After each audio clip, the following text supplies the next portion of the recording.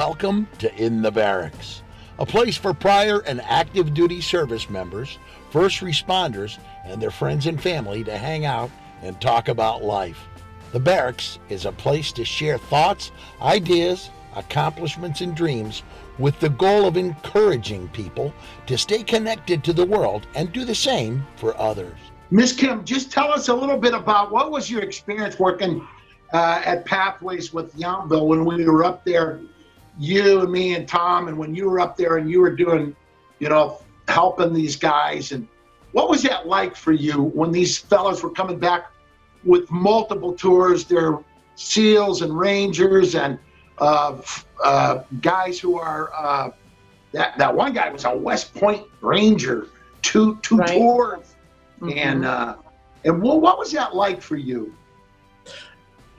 For me, it was probably one of the joyous times in my career as a social worker. Actually, I remember we actually had a music program too, where I can't forget the gentleman's name, but somebody donated a bunch of guitars. So I actually started helping the guys learn some guitar. But I think probably the most favorite group, which I got to tell you the story, which was very, so it was my first day. I was very afraid. I was my first day as an intern, and guess whose group Mr. Fred Gussman had me go watch? It was you and Tom. It's my very first day. My freaking very first day. He sends me to them. I'm like, wow. Okay. So it's a comedy group, an improv group, and we're doing this card game called is it called Things, Michael? Yeah. So they go, Kim, we want you to go first. Needless to say, there's no other woman in there. There's no other social worker in there, and it's me. And I get this card. It says, so it's improv. So things you would do to get kicked out of the military. So I don't know how inappropriate I can be in this group. Can I be inappropriate? Or yes, let's just say I won't cuss, but I just said something that probably wasn't politically correct. It's called a BJ that might get you kicked out of the military. And I said something, I just said it out loud, and the guys busted, they about fell out of their chair thinking, who is this crazy woman who's coming here talking like this, right? Oh my God. I just decided that, either I'm going to be myself or I'm going to pretend to be somebody else. My history is I'm an athlete. I've been around guys my whole life. I had bands. It was always me and the guys. So I could get a bit of a filthy mouth, right? But I'm appropriate. So I just decided I'm going to be myself because that's what the group was about. Right. It was about being yourself, right? Authentic. Can I say something to you? Because why is it so important? Because we had oversight. I don't know if you remember that incident. There was oversight from the VA. And they were coming into the meeting and telling us, oh, no, you can't do that. Right.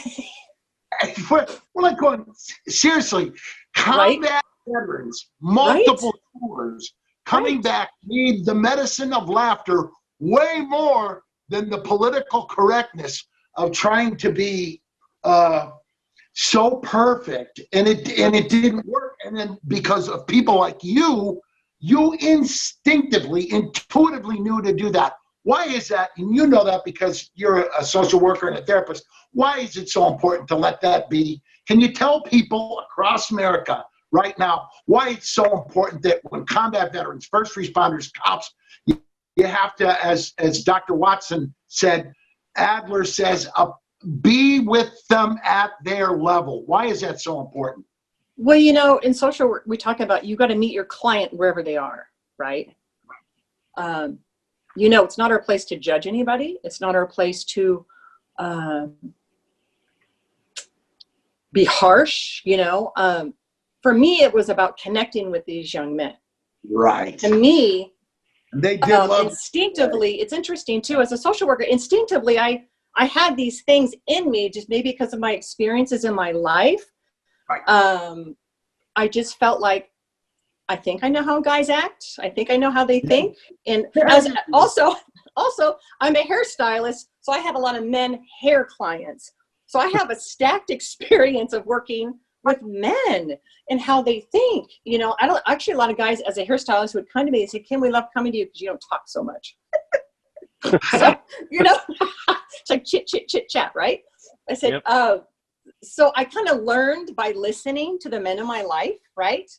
I also have friends that are combat vets. So, you know, I think that, and especially working with Vietnam era veterans who are very near and dear to me, it made me really, the most important place is I come from love.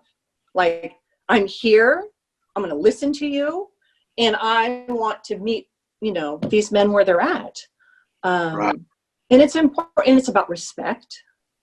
It's about thinking, how would I know what they're thinking or feeling? Meaning, whatever they need to talk about, whatever they need to experience, I need to allow that to happen. I don't need to intercede. It's like we try to plant little seeds of, you know, maybe try something different as far as experience starts coping with your feelings. Of course, we can get into the whole clinical thing, but I really think it's a lot of it's listening and showing you really care about them. You can be clinical all day long, but if you're spewing clinical interventions, these men are they know if you care or not. They're going to see right through you. So I think that's another thing, is being myself and being authentic. Well, I can say unofficially, but unequivocally, that you were always yourself with those guys. That's exactly why they love you, because you laughed and you shared with them. And not too far from you right now is a distinguished flying cross that sits behind you in your shelf right there from family.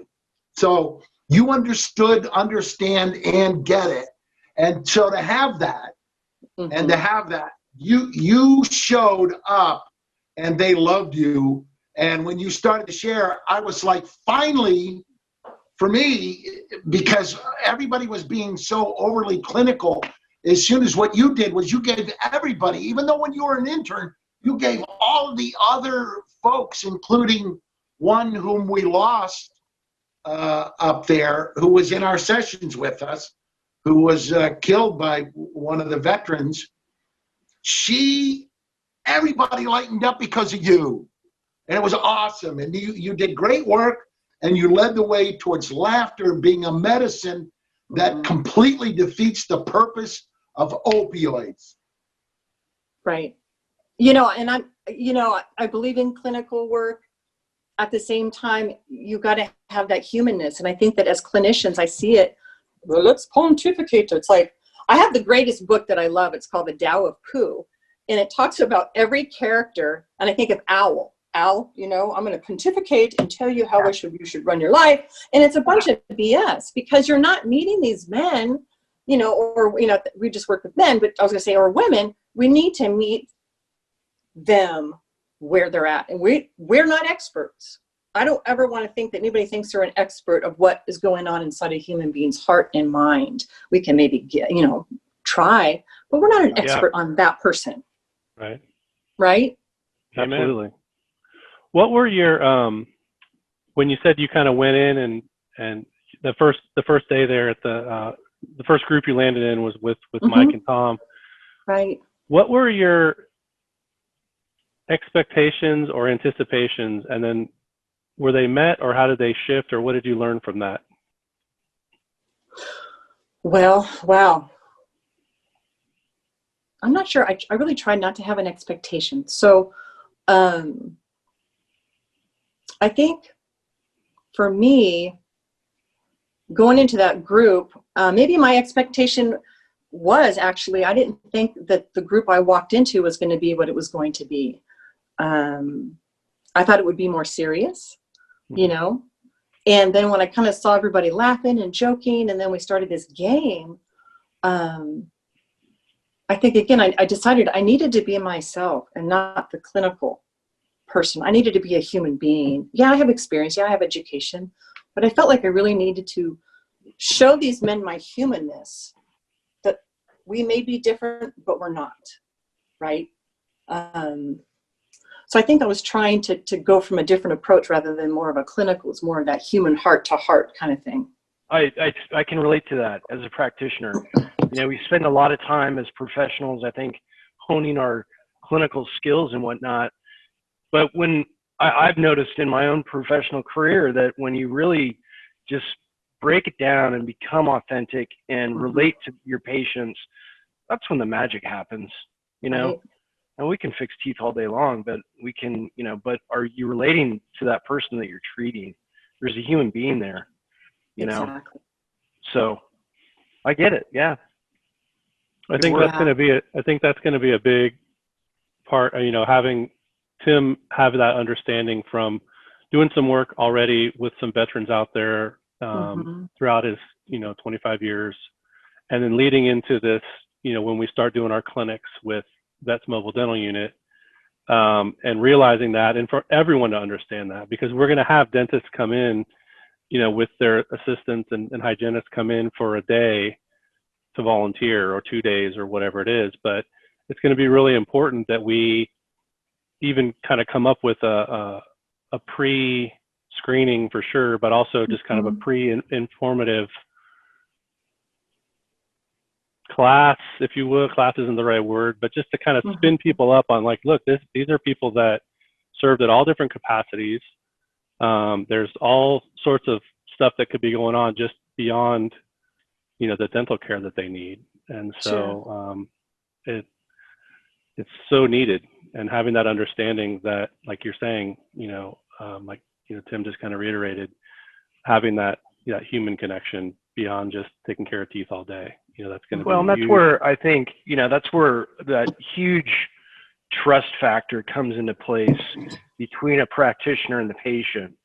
And if you can't relate to your patient, they're not going to trust you. They may not trust you. And, you know, and if you kind of overdo it on the clinical side, and you're not relating humanly, then I think we're kind of missing the point there, you know? Yeah. Well, for us, and this is why the icebreaker of the game Things was so important. It taught them to write comedy. It would be like, you know, just being real quick, things you wouldn't want to say to the paramedics on the way to the hospital. And, you know, like, I think portions of my anatomy are back at the scene. Can we stop and check before we go, right? And then people are making up all these lines, and you're howling, and everybody laughing breaks the ice of the post-traumatic stress disorder that they're in. Many of these guys, and I use this term advisedly, have present traumatic stress disorder. They are 4 months off a battlefield searching for opioids to numb themselves, not from the battle injuries, but from the severity of the trauma to their brains, their heads, their necks, their backs. From, you know, many of them were not just war wounded, they were good, fine, decent young men who had been adjudicated into the system by courtrooms for being involved in criminal activity. And we were trying to salvage the sadness of their lives for the greater good. And Kim became an exceptional therapist in doing that. And now you're on, and you know, one of the differences now you're on the hospice work and working there as well, because you're trying to help nurture and comfort people who are suffering. What have you learned from all of that together, Kim? Because you're, you know, I mean, you're an artist. You're the daughter of a veteran. You're a mom. You got a teenage kid who's a genius and gorgeous. You got everything going on here. And you've been a Napa superstar in basketball, you know. And I could never block your shot. I can hardly dribble except for a sandwich. So what have you learned from all of that pushing forward through it? Because you did your super competitive end side. You proved yourself to yourself as an athlete. Then you got into therapy and hairstyling, which is, you are a therapist like my daughter. Exactly. Right? More True. problem when you're touching them and rotating their head or massaging their neck, whatever.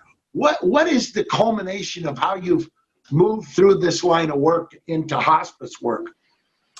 Well, I have to tell you why I got into the work in the first place. So I was 15 years old, and there was a movie called, it was with John Ritter and Alfred Woodard. Alfred Woodard played a Chicago VA worker. It was a real story. Maud DeVictor, who discovered that men that served in Vietnam were dying of like stomach cancer, different kinds of cancers, and they're 30 years old. So the movie's called Unnatural Causes. The moral of the story is this Chicago VA worker, they're like, nope, sorry, we're going to stick you literally in a broom closet. We don't want people knowing that Agent Orange was basically killing our men. And women, I'm sure too. The nurses that were there as well. So that was like 1986. I was 15, I think, something like that. I went to the VA. I went to the Yountville VA at 15 years old, and I interviewed a gentleman who served in Vietnam, and I did a report on Agent Orange, which still makes me want to cry because I still have my report, which I did get an A. What really gets me is I've taken care of 2 men who are dying right now, who served in Vietnam on hospice. Oh, wow. And it's, you know, it's awful, but it's full circle, because when I left the VA that day, I said, and it's like my own little quiet prayer, which I forgot because now I'm 49. So, you know, I've had a few TBIs myself, so a little forgetful. But I promised I was going to do something for Vietnam veterans. So that's really where it started. For me to come to work for hospice is like a full circle for me, that I get to be there. I actually gave, it's very emotional. So I've actually wrote a song for Vietnam vets, which I'll play for you at some point. I actually wanted to play a John Prine song in his honor. But so we give these medallions, a coin, you know, those, they call them challenge coins, right? So I had hospice buy some that were all the branches of the military. And when I give this coin, I can't tell you, the response is so overwhelming at times for a veteran. Here I am, right? Huh? Overwhelming in what way, hon? Emotional. They're touched so deeply by this coin that I care, you know. And I've had a few. I had one. We have these 90-something-year-old independent, strong women that I've had 2. One was a Marine, World War II Marine, female. wow. They're a family of Marines. Their son served in Vietnam, so I got to honor him as well. And then I had another Army. She was like a captain. Oh my God, she was funny. She was great. So, you know, when I wasn't able to get a VA job, right, I had to trust God that God was going to bring me in a place. And we're hospice in Napa at Calabria Care Hospice. I get to be there for veterans, you know, and I get to be there for families. And I think the hardest thing about working for hospice is I cannot fix them. I cannot take their pain away, but I can show up with love.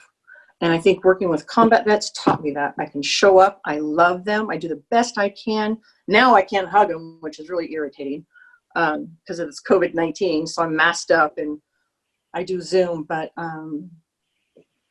love, man. It's like, it sounds so cliche, but it's the truth. You show up with as much love and compassion and as much help as you can. You know what I love about you, Miss Kelley? What? Everything. You are the living embodiment of who I think everybody should have taken care of them at any time in their life. Your laughter, your joy, your fun, your spontaneity. You're such a smart ass, you could sit on an ice cream cone and tell us what flavor it is. Right. Steve will edit that out. Steve will edit that out. Well, I was just thinking, you know, you say you can show up with love, but you can also show up with some good BJ jokes, it sounds like, too. So. Do you remember?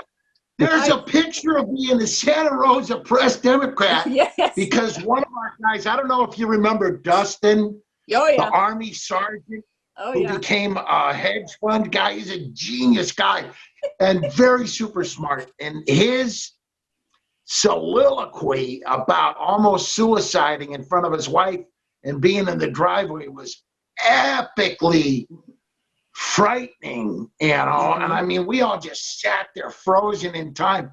But that guy, when we were playing in front of the senior citizen wives and husbands up there, and they're in their 80s and 90s, World War II folks, and he dropped, I told him, I said, Dustin, do not put that card in there, because you can't write that. That's so dirty. You can't say that in front of them.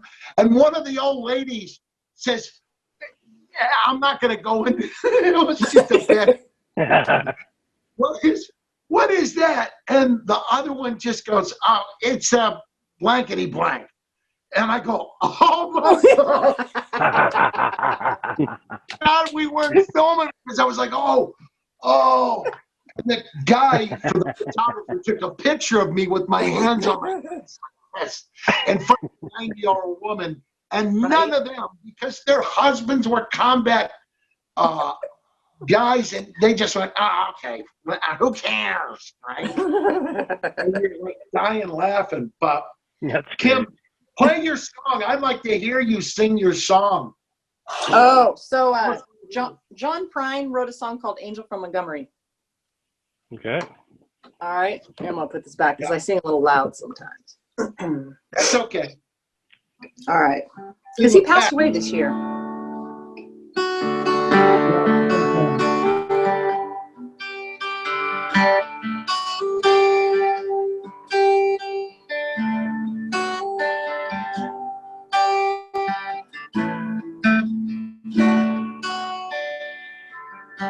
I am an old woman named after my mother.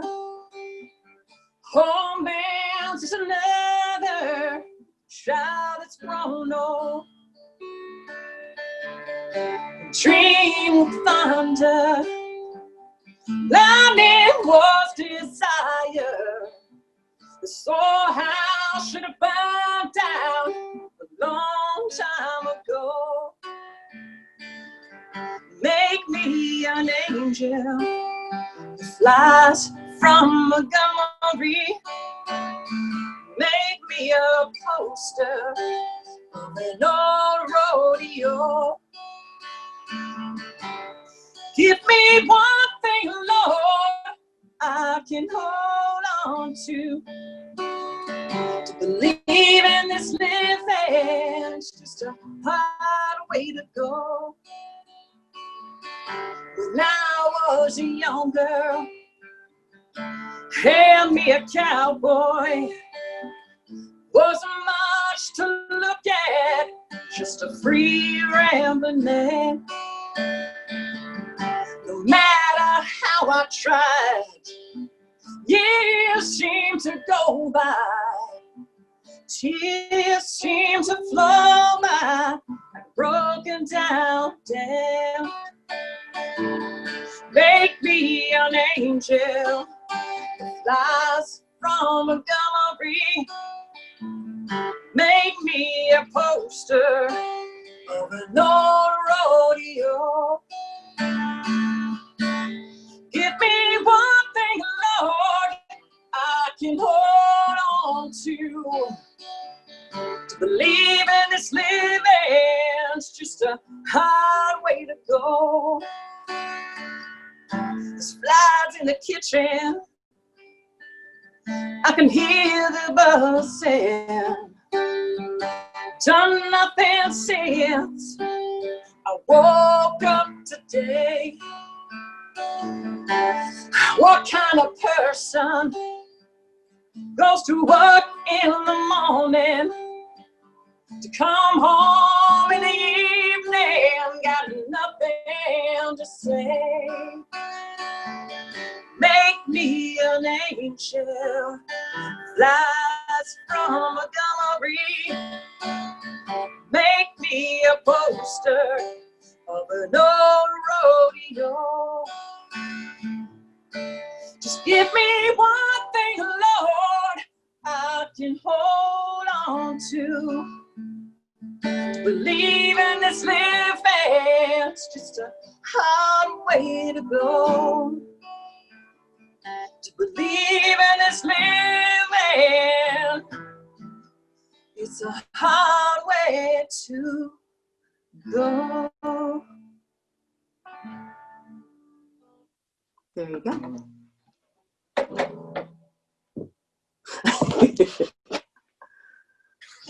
That was awesome. Great job. Great job. All right. You know, Thank John you. Prine did not die this year because when you sing that, you know that's true. Right on. Thank you. Love that That was song. beautiful. Yeah. Me too. Yeah, that was amazing, Kim. Thank you for Thank sharing you. that. So, Kim, in all the emotion and all the laughter, because you got both going on for you, you're raising a daughter. What are you teaching her right now about respecting and loving veterans and what they've done for us? Well, I got to tell you a cute story. So my daughter's grown now. She graduated. She's a graduate. So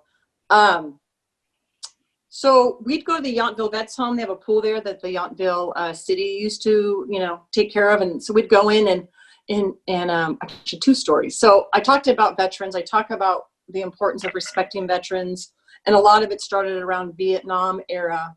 And I explained to her what happened to these men, that when they came home, they were treated very poorly. And they deserve love and respect. So she saw this man, it's a Vietnam vet. She goes, Mommy, look, the pool. She runs up to him and thanked him for his service.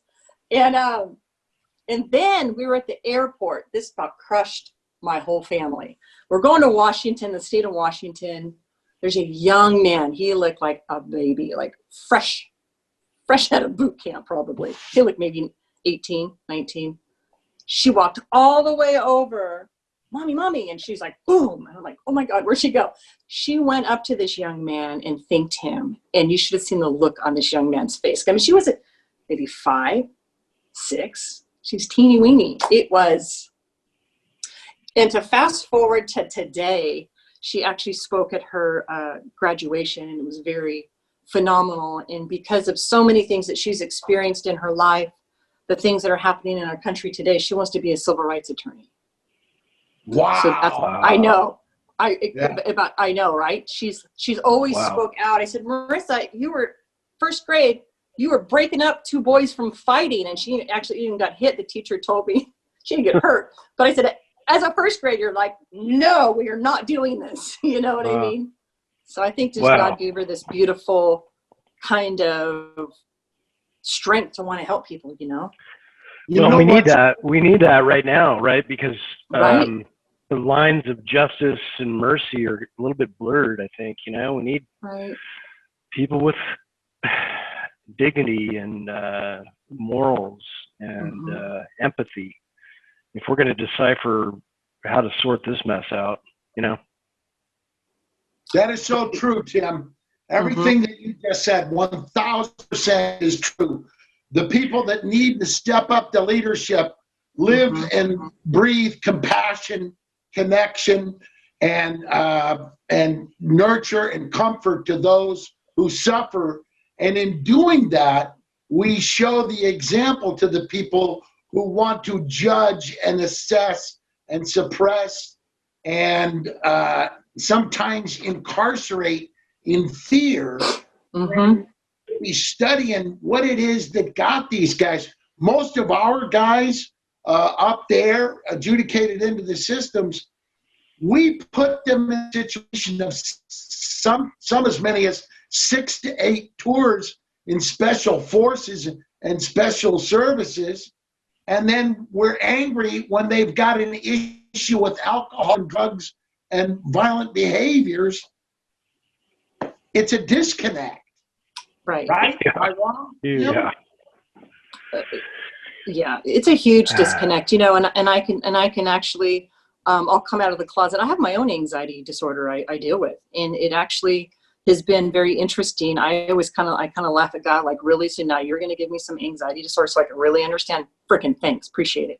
I try to, it's like, right? I go, are you effing kidding me right now? For real? Like, this is really happening. So, but on some level, like, I'll never forget a gentleman up Pathway. I was sitting in group. We're all sitting in a group. He goes, "Hey, like, I came here to get my slate cleaned, and I could come out, like, I can go back to normal."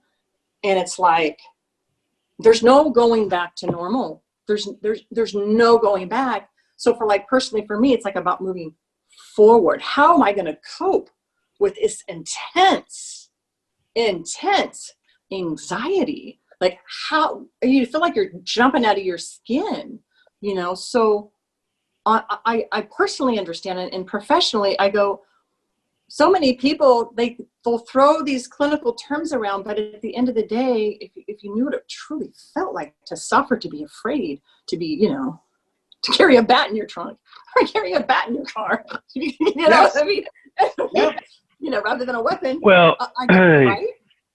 yeah, I, you know, again, coming out of the closet myself, I've dealt with a lot of depression and anxiety over the course of my lifetime. And a lot of it's been, you know, the direct result of things that were out of my power: death, disability, betrayal, you know, and you know, it's, I think that's why I related to some of those guys up at the pathway home, not because I you know, I didn't go serve, but the emotional side of things, I understood that these guys were suffering tremendously, and I don't know, maybe I kind of saw myself in them because of some of the crap that I went through. Well, Dr. Tim, you're a professor of medicine as well as being a family member to those who served, and that wisdom bears out in your, not only your respect, but your understanding. You never overstand, you understand. And that's what the greatest professors of medicine do. You teach it every day and how you practice it, you know? And what you're doing is really powerful and important. Kim does the same thing. Steve does the same thing at work. This is why I think all of us unify together on this talk, and we're teaching people what needs to be understood and not judged or overstood, just to accept that these things are important for us to get. Yeah, and I you know, I grew up with witnessing that. You know, I slept at my grandfather's house in a bunk bed beneath the Japanese flag with blood on it, you know, and he fought in the Philippines in Leyte. And then on the other side, I saw my grandfather Schaefer. He was one that stormed Omaha Beach, and he came back with severe PTSD that was really undiagnosed. We're talking about a guy, he was actually a dentist, and he would come home from the office in a 3-piece suit and mow the lawn without changing his clothes. It was like, geez, do you think you're a little uptight, you know? And and those are some of the wounds that I saw that got passed on through the generations in our family that were a direct result of the PTSD that my grandfather suffered in World War II.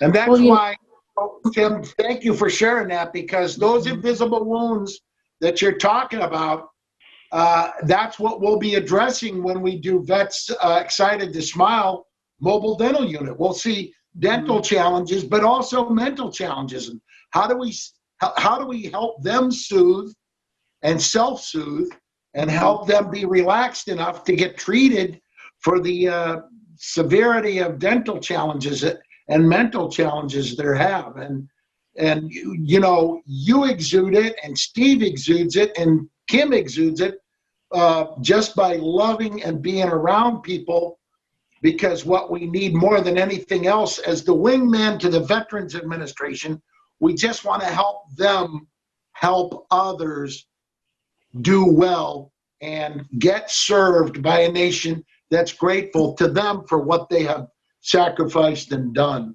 Really important stuff.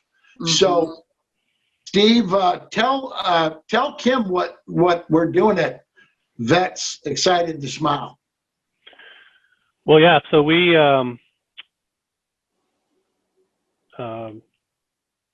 last March, Tim and I flew down to Austin, Texas, and there was an organization that ran for 25 some odd years called Christina's Smile, and it was Dr. Richard Garza and his wife Diane. They traveled the country doing free dental care for children, underprivileged children, and they were sponsored by the PGA and Senior PGA Golf Tour, Pro-Am. So wherever they would land for the tour, the nearby cities that needed them, they would take care of the kids. And so Tim, by way of being a dentist, early in his career would go down to Salinas when they'd be at Pebble, and they'd come up to Silverado and Sonoma. And so he ended up volunteering for many, many years and got to know them very well. And a few years ago, Dr. Garza passed away, and his wife, Diane, put they had 3 trailers. They had built it up to 3 trailers and had corporate sponsors and everything. And instead of selling them, she put them in storage. And so flash forward to about a year ago, Tim told me the story, and I said, let's go down there and take a look. And I kind of brought up the idea of veterans, because veterans are, you have to be 100% disabled, have been a prisoner of war, have a Purple Heart, or have a service-connected dental issue, or you don't get services. So it's a huge population that doesn't get anything. And so we went down there and met with Diane and looked at one of the trailers, and told her everything we were talking about doing. And she said, well, if you start up a nonprofit, I'll give you one. You can have this one, to start with. So we were gifted a 53-foot, tractor trailer with 3 chairs and a X-ray room. And we're in the process of getting it up here now.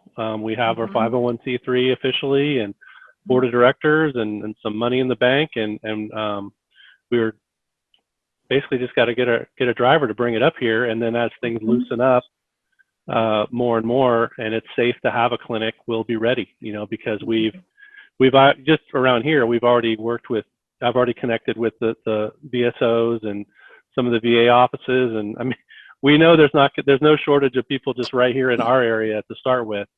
And certainly that's where we're going to start, and because we want to just not do a clinic and take care of them. We want to be able to also, if they need follow-up care, how do we manage that? And not kind of build the foundation here locally, so that when we're ready to start adding additional trucks down the road, we have a good foundation in place to do that. And so with that, it'll be fundraising and grant writing and sponsorships and all the financial side that we need to run it, but also getting the framework set up so we can do it properly. So it's really exciting, and we're like just right there. We had our board meeting. We had our board meeting in March, and the board was like, "Yeah, pay a driver." Well, I have a connection with a guy that's like, "Yeah, I can get you a driver." I mean, and then all of a sudden it was shelter in place, and now we're in June. So Right. There are drivers out there, though. We can do that. We can have someone drive it up, and we have a place to store it already that's willing to donate as an in-kind sponsorship. Let us store it. So, we're getting to that point. So super excited.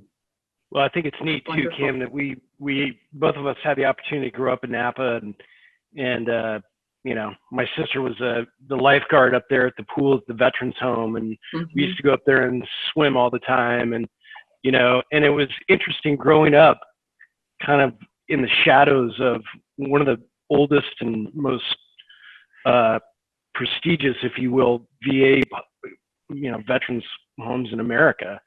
And what a gift that was, I think, that we had the opportunity to see that growing up. And I think it's left a mark more than we can acknowledge, and it's so exciting to be able to see yourself, because I see that. I live up in Yountville now, and I'm surrounded by veterans all the time, and I see them at the market, and it's just part of our culture right here in this little town, and I don't know, it's just, for me, it's exciting to be able to give back, and I'm excited about this platform, so. That's great. Yeah. You guys inspired an idea, by the way, just earlier when you were talking about the first time you went to the hospital there to work. I think we need to organize a game of things on here, and we can bring veterans in from around the country, like 10, Oh, cool.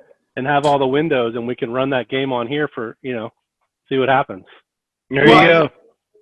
We really need Kim's laugh. She's a great laugh. No, we'll just, we can have a core group of us, and then we can just bring on, a few extras Right. each time and kind of rotate it out. I mean, there's all these YouTube shows fun. now. There's the hot ones where they eat hot wings, and Right? Kevin Hart has one where you sit in a ice bath and do an interview. Like, we can do that for veterans on here, though, but get the dialogue going by that playing the game. Right. I got to kind of keep Gatlin on a leash here, He's got these No way, man. I'm ready. awesome Let's go. ideas, man. Let's film it tonight. We're doing Right it. on. We're doing it. Dude, I got the Cards Against Humanity extended pack that Tom Bird left it here. So I got the super, super really bad. Nice. I won't call it bad. We got to stay at a level where we can show this to where families watch this. Oh, so PG. So we need to keep it kind of No. PG, like 13 and below. 13 if Steve wasn't here. No, I mean, 13 and up. It's an Air Force. He grew up. He grew up in a Marine barrack. This is in the barracks, man. Come on. Right? Right? All right, let me show you. Everybody take 30 seconds from right now and say, and you can just make it up in your brain, things you wouldn't want to say to your drill instructor. Take 30 seconds, write it, and then we'll say it. I got a million of them. I'm ready. Right, me too. All right. Being the only one out of the four of us that actually had a drill instructor, I'd say you don't Right. say anything to him.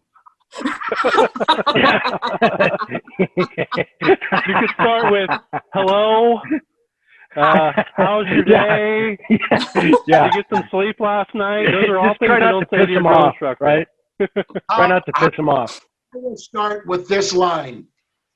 Gee, Sergeant, I think your friend Sergeant Jones is over at your wife's house right now. Are you upset about that? Exactly.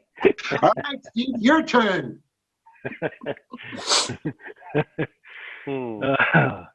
Things you wouldn't want to say to your drill instructor.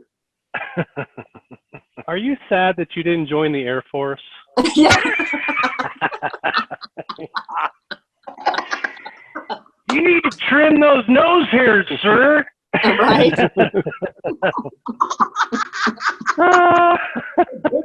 What, son? All right, Steve, now, I think, sir, you need to get laid because you're sure acting like a jerk. That jerk was an operative word, but you know what I mean. I was thinking of a P word. You need to lighten When's the up. last time you got laid, Sarge? Exactly. Because, Lord, you look like You you get- go straight you up get- your rear. You get schooled real fast at Marine Corps boot camp on what you can say and not say. Basically, you don't say anything. I was going to Yeah. say, you don't say nothing. Yeah. First person that said you said this. Do I look like a sheep to you? You're like, whoa, hold on, man. Steve, does that cause like lifetime trauma and fearing saying the wrong thing at the wrong time? Because you don't seem to have that. I wouldn't call it fear, but definitely trauma. Let In me different ask you industries. something, and this goes for all three of you, because we're in that time of political correctness. And do you think that it causes where we sometimes need to get to human communication?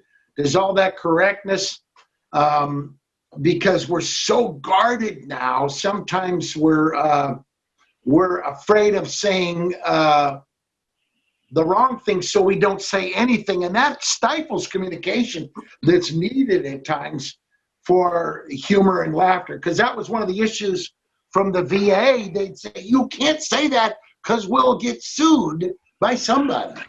Well, I think personally, I've spent a little bit of time, probably too much time, being offended by things in life, and it's like, okay, where does that get us? Where does that get us?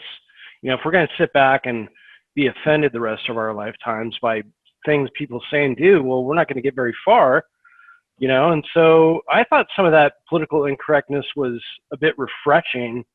But, you know, I think we're in a time and a place right now where, yeah, we're just so caught up in being offended by everything that's happening, whether it's personal or not. And I think we need to be sensitive to people's needs, but we also need to realize that we're all different. We're just trying to get through this thing together.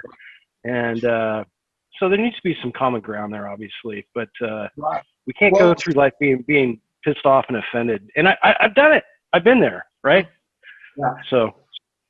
But Miss Kim, that first day you were there with us, you took the shot. You just did it. Why do you think as a young intern, you're walking in, you want to make a good impression, you just didn't care because you knew those men needed you being authentic, correct? Correct. I took a big risk. I said, Yeah. well, I wish I could have videoed my brain as soon as that, like, you know, the things you would do to get kicked out of the military. I must have thought really quick because I thought of a lot of things real quick, but yet I spit it out. But my thought was, this is my first day. I might as well get kicked out now. Let's just get it over with. Either I could truly be myself, or Right. forget it. I don't want to be here. I don't want to be in a job I cannot, you know, that I can't be myself. And I think actually I got to tell you, one of my favorite RN case managers, one of the nurses at Collaborative Care Hospice, her and I are a trip together because we're crazy. We have a good time. But I got to tell you, two of our supervisors chose us to work with their family members. So I go, then we must be doing something right, because her and I kind of go off the cuff. We're like, you know, kind of like, I don't know. I just saw Abbott and Costello the other day on TV. So kind of like Abbott and Costello, but not. But, you know, it just, do you know what it is? Is it you want to bring that humanness there. And I think it's very similar, you know, being on hospice, you know, having a terminal illness and having a chronic illness like PTSD. It's not going to go away. It's not going away, you know. And I think that there's a piece in there that that's interesting is that we didn't really touch on is, and when I was there at the Pathway Home, they were just researching moral injury. Because when I was there, I go, there's something more to this than there's something more that's happening that we haven't quite figured out yet, right? And it's kind of what moral injury is, Miss Kim. So moral injury, and I'll use an example.